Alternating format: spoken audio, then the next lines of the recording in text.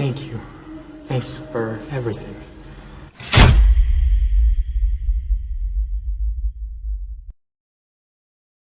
Film berkisah tahun 4 Juli 1969, menampilkan seorang pria bernama Mike yang dijemput temannya bernama Darlene untuk pergi mencari sebuah tempat di salah satu restoran. Namun ketika sampai di sana, ternyata restoran tersebut telah dikunjungi banyak orang. Kemudian mereka berpindah di suatu tempat yang dimana tempat itu sangat sepi. Tak lama setelah mereka sampai, datang sebuah mobil yang berhenti di dekat mereka, namun mobil itu pergi lagi. Mike bertanya Darlene, "Apakah itu suamimu?" "Bukan, kau tenang saja, tak usah dihiraukan." Tak selang waktu lama mobil itu tiba-tiba datang lagi dan berhenti tepat di belakang mobil mereka. Pemilik mobil kemudian keluar dengan membawa senter dan senjata api. And you really creeped us out.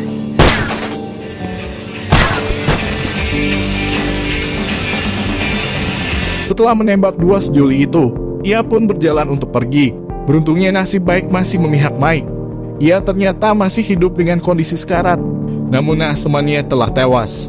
Kemudian si pembunuh itu menelpon nomor darurat dan melaporkan kejadian yang baru saja terjadi, yang padahal dialah pembunuh yang sebenarnya. Juga dia mengatakan kejadian barusan yang terjadi ini adalah pembunuhan yang kedua setelah pembunuhan sebelumnya. 4 minggu kemudian setelah kejadian itu, sebuah surat mengatasnamakan dirinya sebagai Zodiac sampai di sebuah kantor kepolisian setempat. Sebuah surat yang isinya sebuah pengakuan si pembunuh tersebut. Mereka semua pun percaya kalau itu benar si pelaku. Juga dia menyebutkan sebuah senjata api yang digunakan, ciri-ciri korban dan tempat kejadian. Isi dari surat si Zodiac juga melampirkan sebuah sandi, dan ia meminta sandi tersebut dimasukkan ke dalam koran. Jika tidak, dia akan melakukan aksi pembunuhan lagi. Seseorang bernama Paul kemudian langsung disuruh membuatkan sebuah koran yang berisikan sandi tersebut. Dan ada pria sebagai kartunis bernama Robert yang juga tertarik dengan sandi-sandi yang berisikan teka-teki itu. Dan ketika koran tersebut sudah terbit, ada seseorang sejarawan yang bisa memecahkan sandi-sandi tersebut. Namun masih ada beberapa kata yang belum terselesaikan. Meskipun mereka berada di satu ruangan kerja, namun mereka tidak saling akrab satu sama lain. Kemudian Paul menyadari bahwa Robert sangat tertarik dengan sandi-sandi tersebut, sehingga membuat mereka berdua menjadi akrab dan membicarakan kasus yang baru terjadi ini. Setelah beberapa bulan kemudian, di bulan September, Zodiac kembali melakukan aksinya, yang menyerang sepasang kekasih yang sedang bersantai di dekat danau. Kali ini si Zodiac beraksi di siang hari dengan menggunakan sebuah kain yang menutupi kepalanya serta sebuah pistol di tangannya. Si Zodiac menyuruh si wanita untuk mengikat tangan kekasihnya, dan setelah mengikat tangan kekasihnya, tangan si wanita juga diikat oleh si Zodiac. Karena si Zodiac takut sang pria melakukan perlawanan, ia kemudian mengencangkan tali yang mengikat di tangan si pria. Setelah dirasa aman, ia lalu membunuh mereka dengan cara menikam keduanya menggunakan sebuah pisau.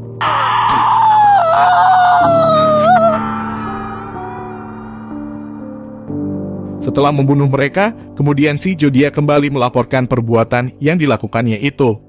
Juga dia mengirimkan sebuah surat baru untuk polisi dan para penyelidik.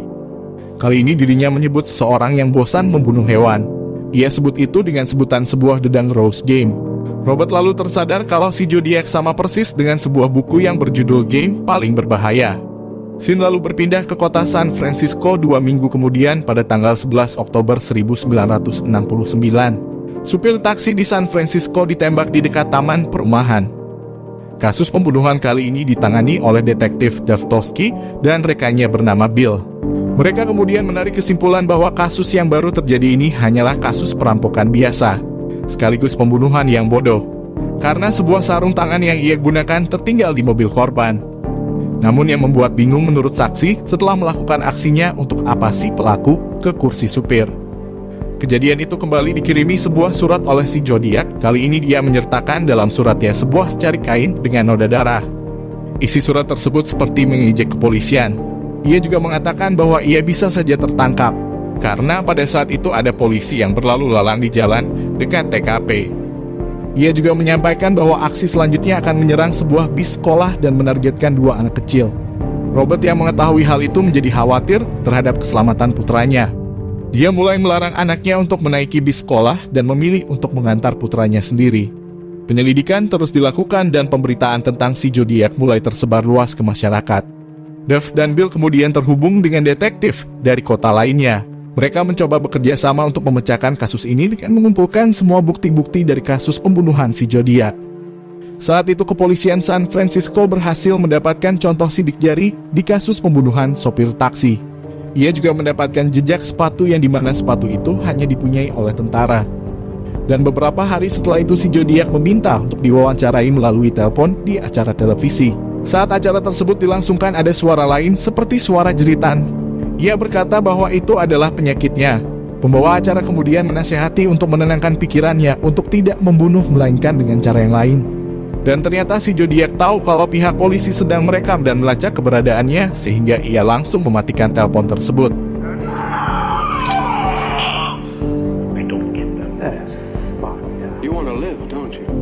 Keesokan harinya si Zodiac pun kembali mengirimi surat, yang dimana isi surat tersebut mengejek polisi habis-habisan dengan perkataan bahwa polisi adalah binatang yang berseragam. Ia juga menuliskan sebuah instruksi untuk membuat alat peledak sehingga mereka pikir si Zodiac akan meledakkan sesuatu. Paul dan Robert pun kemudian berdiskusi mengenai isi surat tersebut. Robert menjelaskan bahwa dirinya tertarik untuk memecahkan sandi yang dikirimi oleh si Zodiac. Ia juga mengatakan bahwa dia berhasil mengidentifikasi beberapa huruf. Juga ia menemukan beberapa simbol yang cocok dengan sandi yang dia temukan di buku yang berjudul Zodiac. Here, here, and here, each with the same two symbols preceding the zodiac alphabet. Beberapa bulan setelahnya, si Zodiac mengirim sebuah surat kepada Melvin. Namun Melvin sedang berlibur ke suatu tempat, jadi dia tidak membaca surat tersebut di waktu yang tepat. Kemudian pada bulan Maret 1970 di California, dia kembali melakukan aksinya. Kali ini ia menjebak seorang wanita yang membawa anak bayi. Dia mengatakan kalau ban belakang mobilnya terlihat longgar dan dia menawarkan untuk memperbaiki mobil wanita tersebut. Setelah selesai mereka kembali melanjutkan perjalanan. Dan belum lama berjalan ban mobil wanita tersebut malah lepas. Yang tampaknya itu cuma akal-akalan si Zodiac. Sehingga dia pun menawari tumpangan ke bengkel terdekat. Entah bagaimana kejadiannya, nasib baik masih memihak kepada ibu dan anak bayi tersebut. Ia berhasil lompat dari mobil yang padahal si Zodiac sangat berniat untuk membunuh mereka. Wanita ini pun akhirnya diselamatkan oleh orang yang sedang melewati jalan tersebut. Di sisi lain, Paul mulai meragukan keberadaan si Zodiac dan merasa bahwa surat-suratnya adalah hanya omong kosong. Paul lalu membawa Robert ke ruang berkas di kantornya. Ia menunjukkan artikel tentang pembunuhan dan mencocokkannya dengan surat si Zodiac. Paul juga menunjukkan sobekan iklan jam tangan yang bermerek Zodiac. Kemudian beberapa bulan setelahnya, si Zodiac tidak lagi mengirimi surat, dan sampai pada Oktober 1970, Paul mendapat kiriman kartu Halloween dan potongan kemeja si supir taksi dengan bercak darah. Hal tersebut langsung membuat Paul merasa ketakutan. Paul juga berkata pada Dave, kalau dirinya butuh senjata untuk perlindungan diri. Dengan ditemani oleh Robert, dia pun melakukan tes untuk mendapatkan izin kepemilikan senjata api. Paul juga berencana untuk pergi pada malam hari untuk menemui seseorang. Paul pun mencoba untuk menggali lebih dalam lagi siapa si Zodiac ini. Dia berhasil bertemu dengan seseorang yang dia temui di California. Sementara di sisi lain, Robert sedang berkencan dengan seorang perempuan. Kencan pertama mereka tidak berjalan baik, karena Robert selalu saja memikirkan tentang si Zodiac dan mengkhawatirkan Paul. Paul pun menyampaikan pada Robert kalau dirinya berhasil menemukan bukti dari kasus pertama si Zodiac sebelum kasus Mike dan Darlene. Keesokan harinya, Paul diwawancarai oleh televisi dan mengatakan kalau dirinya berhasil menemukan bukti dari kasus pembunuhan pertama si Zodiac. Karena hal itu, Duff dan Bell kemudian ke California untuk melakukan investigasi kepolisian Riverside untuk mendalami kasus yang terjadi. Duff akhirnya mendapatkan bukti baru dari kepolisian Riverside. Lalu 8 bulan kemudian kantor kepolisian San Francisco dibanjiri oleh orang-orang yang mengaku mengenal Zodiac. Dari sekian banyak pengakuan masyarakat, hanya ada satu pengakuan yang cukup kuat dan dipercaya oleh kepolisian. Pengakuan itu membawa mereka ke seseorang yang bernama Arthur. Beberapa anggota kemudian datang untuk menemui Arthur, menanyai tentang hidupnya yang dijalani. Saat mereka sedang menginterogasinya, pengakuan Arthur banyak yang janggal.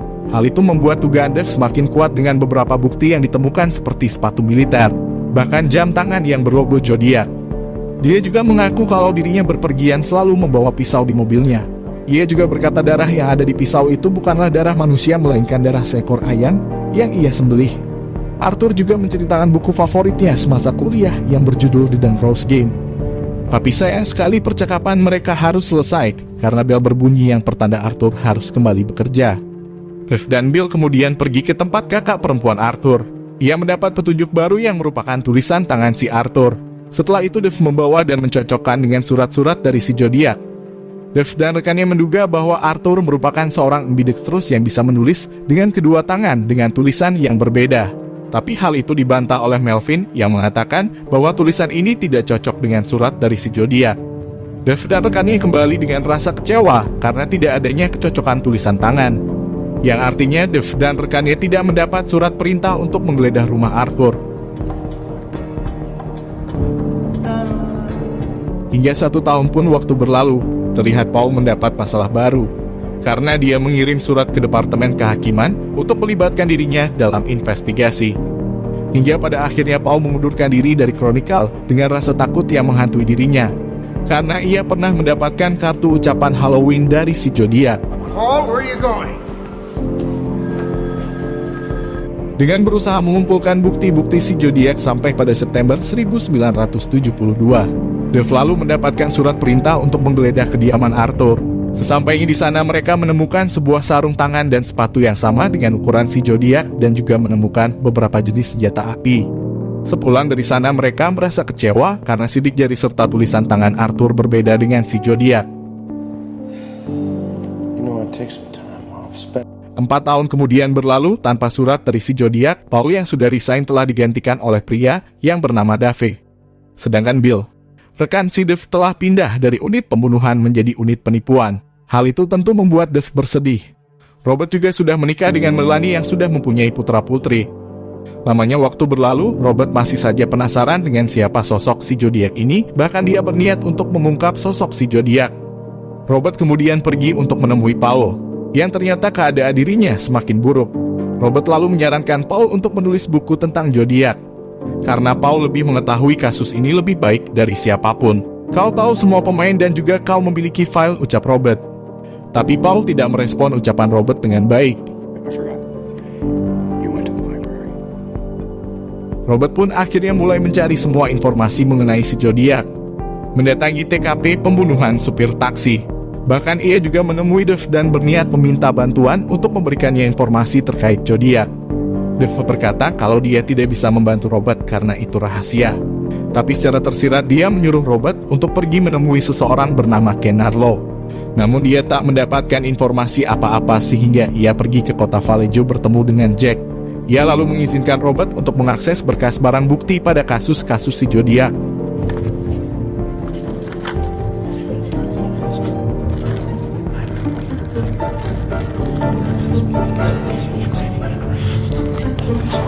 Setelah lamanya di sana ia mencari, akhirnya mendapatkan secuil informasi. Robert pun kemudian menemui Dev lagi dan mengatakan kalau Darlin sepertinya sedikit mengetahui tentang si Zodiac. Karena pada pesta lukisan ada seseorang yang datang tanpa diundang yang hanya diam tanpa bicara sedikit pun. Dev lalu menyuruh Robert untuk pergi menemui Melvin. Di sana ia menunggu Melvin yang tak kunjung datang selama 2 jam. Pembantu di rumah Melvin juga menceritakan bahwa dia pernah menerima telepon dari Zodiac pada malam sebelum Natal. Ia mengatakan dia harus membunuh seseorang karena hari itu adalah hari ulang tahunnya. Robert pun akhirnya mendapat sedikit petunjuk baru yang tak diketahui oleh para polisi. Robert langsung mengabari Dev tentang petunjuk yang ia temukan. Lalu Dev menyarankan kepada Robert untuk menemui seseorang yang bernama Mel Nikolai. Tapi di sana Robert tidak mendapat petunjuk apapun dari Mel. Ia lalu menyuruh Robert untuk mencari petunjuk lain. Robert pun lalu pulang ke rumah. Di rumahnya terlihat istrinya tidak menyukai apa yang dilakukan oleh Robert. Dan tiba-tiba telepon di rumah berbunyi. Dan seseorang itu mengatakan bahwa ada seorang pria yang harus kau cari. Ia bernama Bob Vaughan. Pria itu adalah teman si Zodiac. Ia juga menyebutkan nama asli si Zodiac yaitu Rick Marshall. Esok harinya Robert berbicara pada Sir Wood menanyai tentang bagaimana proses pengecekan sidik jari dan identifikasi tulisan tangan. Ia juga mengatakan ada seseorang yang datang menemuinya yang membuat dirinya kebingungan. Dia bahkan memberitahu bahwa nama asli Zodiac adalah Rick Marshall. Robert pun langsung kaget karena orang yang namanya disebutkan itu menelpon dirinya semalam. Rick Marshall? Yeah. I think it's the man who you talked to. Dan malam harinya seseorang menelpon lagi ke rumah Robert, namun anehnya kali ini penelpon itu tidak berbicara apapun, ia hanya menghela napas. Esok harinya Robert kemudian kembali menemui Ken dan menanyakan tentang Rick. Ternyata Ken sudah pernah mencocokkan sidik jari dan tulis tangannya Rick. Mereka tidak menemukan kecocokan di bukti kasus supir taksi. Dia juga berkata kalau Rick adalah seorang angkatan laut dan dia mempunyai teman seorang proyektor di sebuah teater film. Robert terus saja menggali informasi tentang si Zodiac. Hingga pada akhirnya Dev dikabari bahwa si Zodiac kembali mengirimi sebuah surat. Kali ini surat itu menyebut nama Dev.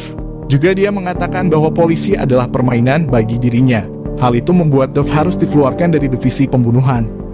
Robert datang lagi untuk meminta bantuan kepada Dev. Namun Dev menyuruh Robert berhenti mendalami kasus Zodiac. Dengan keyakinan Robert bisa memecahkan kasus ini, ia tetap menjalankan penyelidikan.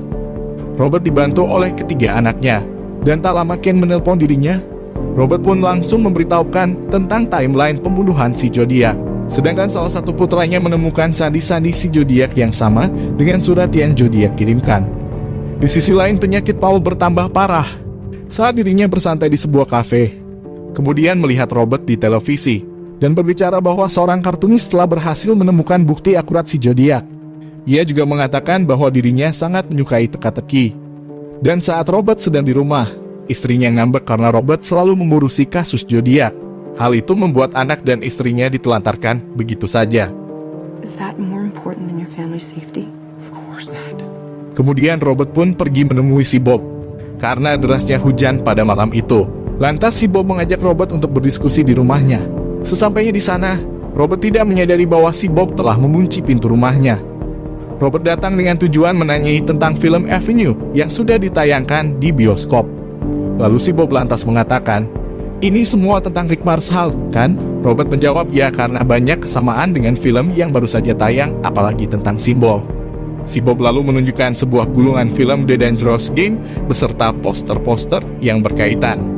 Di poster itu Robert menemukan tulisan tangan yang mirip dengan tulisan Arthur yang dicurigai sebagai si Zodiac.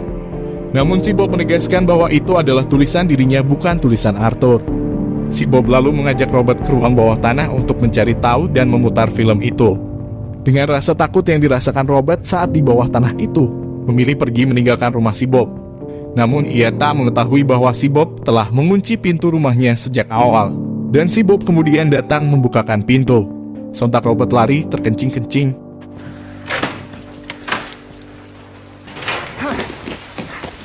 Night, Mr. Graysmith. Di perjalanan pulang, Robert berasumsi bahwa ada dua pembunuh. Sesampainya di rumah, ia tak melihat istri dan anak-anaknya. Hanya ada surat dari Melanie yang mengatakan bahwa ia pergi membawa anak-anak untuk sementara, karena istrinya takut bahaya mengincar keluarga mereka.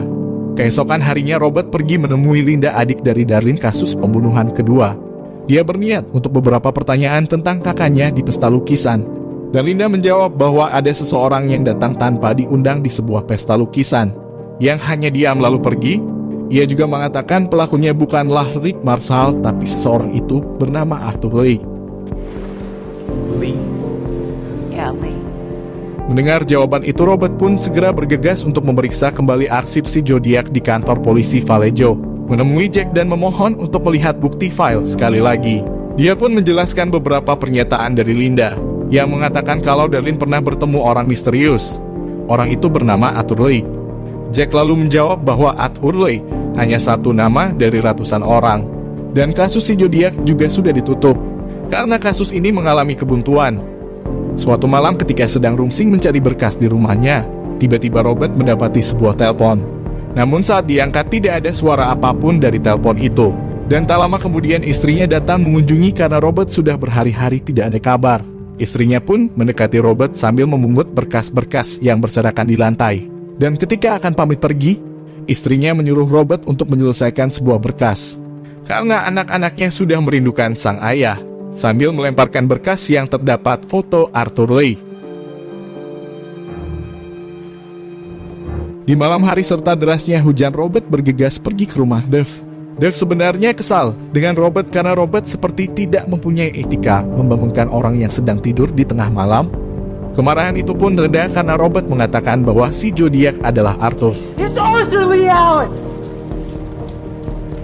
Kemudian mereka pun pergi ke sebuah kafe untuk membicarakan semua kasus dan bukti-bukti si Arthur. Robert kemudian menarik kesimpulan bahwa Arthur adalah benar si Zodiac. Dave berkata kalau dia juga pernah menduga hal itu, tapi tidak ada bukti sama sekali. Robert kemudian menjelaskan garis waktu yang sama antara Arthur dan Zodiac. Robert juga menganggap bahwa Zodiac adalah seseorang yang Darlene kenal, sebab hal itulah mengapa dia dibunuh. Robert menjelaskan lagi bahwa tempat tinggal Arthur di rumah ibunya hanya berjarak kurang lebih 50 meter dari tempat kerja Darlene. Robert sangat yakin kalau mereka saling kenal. Namun Dave sudah tidak bisa melanjutkan kasus itu karena dia tidak lagi memiliki bukti-bukti Arthur. Dave hanya menyuruh Robert untuk menyelesaikan buku Zodiac yang dia mulai di bulan Desember 1983. Thank you. Keesokan harinya Robert datang untuk menemui Arthur yang sedang bekerja di salah satu toko. Dia ke sana hanya menatap wajah Arthur tanpa ada kata sepatah apapun. Waktu kemudian berlalu pada tahun 1991 hingga buku Robert yang berjudul Zodiac pun terbit. Di sisi lain menampilkan seorang penyelidik bernama George menemui korban yang selamat dari pembunuhan si Zodiac yaitu bernama Mike. Di sana penyidik menunjukkan beberapa foto yang dicurigai sebagai tersangka dan meminta Mike untuk mengingat wajah yang pernah menembaknya saat itu. Mike pun langsung menunjuk foto Arthur Lee. Dia sangat yakin kalau yang menembak dirinya adalah dia. Kita masuk ke penjelasan film. Ini asumsi saya setelah menonton film ini. Jangan ditelan mentah-mentah, karena memang polisi saja sulit memecahkan kasus Zodiac. Film ini dijelaskan pada tahun 1969, yang dimana teknologi belum canggih seperti sekarang. Belum adanya CCTV, tentu hal itu membuat para penyelidik kesusahan. Setelah ditampilkannya Arthur dalam film, saya sudah langsung menebak si pelakunya adalah memang dia. Karena saat diinterogasi dia terlihat santai tanpa gugup sedikit pun. Seolah-olah memang bukan dialah pembunuhnya. Kesampingkan gestur tubuh Arthur, karena ini memang sebuah film dan bisa saja diperankan oleh orang yang sama. Dan di film ini juga hanya ada 3 orang saksi, yaitu Mike, bocah di apartemen, dan ibu yang membawa bayi. Kenapa saya bisa berasumsi pelakunya adalah Arthur? Karena saat interogasi oleh Dave dan Bill, dia mengatakan bahwa dirinya selalu membawa pisau di dalam mobil. Namun dia bilang darah yang ada di pisau tersebut adalah darah ayam bukan darah manusia. Tentu hal ini cocok dengan surat yang dikirimkan oleh Zodiac, yang mengatakan bahwa dirinya bosan membunuh hewan. Bukti tulisan tangan bisa saja dibuat-buat. Karena saya pribadi juga pernah melakukan hal yang sama. Ketika disuruh menuliskan sebuah nota bond untuk menaikkan harga asli dengan harga yang saya buat, pasti saya juga berusaha membedakan tulisan saya agar tidak ketahuan oleh bos. Arthur juga mengatakan bahwa dirinya mempunyai buku favorit yang berjudul The Dangerous Game. Dia pasti terinspirasi dari buku apalagi dengan ditambah sebuah simbol-simbol Zodiac. Kenapa saat penggeledahan kediaman Arthur tidak banyak menemukan bukti? Pasti karena dia sudah tahu polisi akan menggeledah rumahnya. Tentu saja dia menyiapkan jauh sebelum aksinya menyembunyikan semua barang bukti. Nama Rick Marshall adalah nama yang dibuat oleh Arthur sendiri. Tujuannya karena dia menganggap memang ini adalah sebuah permainan. Jadi untuk mengecoh para polisi dan penyelidik. Hukum itu harus tegas dan tidak bisa sembarangan menuduh tanpa adanya bukti kuat. Dave sebenarnya sudah sangat yakin kalau Arthur adalah si Zodiac. Namun ia tidak bisa menetapkan Arthur sebagai tersangka karena bukti-buktinya kurang kuat. Ditambah si Robert yang berhasil menemukan tanggal lahir si Arthur sama persis dengan penjelasan dari pembantu Melvin. Setelah Mike mengidentifikasi Arthur, pihak berwajib menjadwalkan pertemuan untuk membahas tuduhan pembunuhannya. Namun Arthur mengalami serangan jantung yang fatal sebelum pertemuan ini bisa dilakukan. Timeline yang dijelaskan oleh Robert ketika berdiskusi tentang Arthur juga selalu klop. Alan gets out, he types you an apology, and then what? Diperkuat juga oleh Robert setelah kematian Arthur, dirinya tidak lagi menerima sebuah telepon misterius. Tentunya saya juga tidak bisa asal tuduh karena memang ini film berdasarkan kisah nyata. Yang saya jelaskan hanya sebuah asumsi saya sendiri setelah menonton film ini. Kalau salah tolong benerin dan kalau kurang juga tolong tambahin. Sekian dari saya dan terima kasih.